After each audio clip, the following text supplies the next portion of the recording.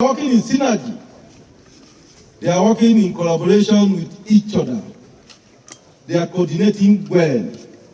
They are showing professionalism, and of course, their members are following suit.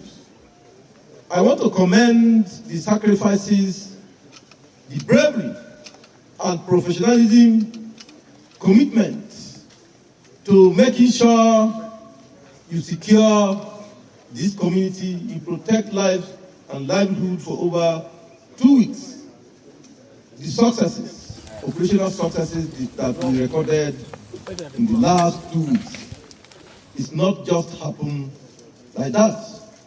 It is with the support of Mr. President, led by a committed heads of security services, the DSS, the police, the army, the navy, the air force, vigilante, local hunters, and the hybrid team.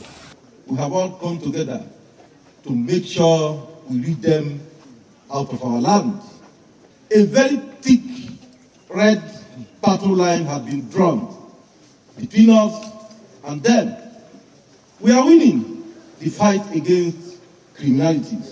Forget about the falsehood that is peddling around the social media. Nigeria Army, police, and other security agencies can never be overrun. We have our gallant officers.